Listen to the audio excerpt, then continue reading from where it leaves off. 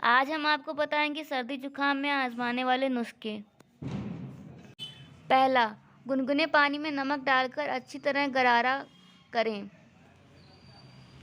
अदरक को 2-3 मिनट तक पानी में उबालकर छानकर उसका सेवन करें।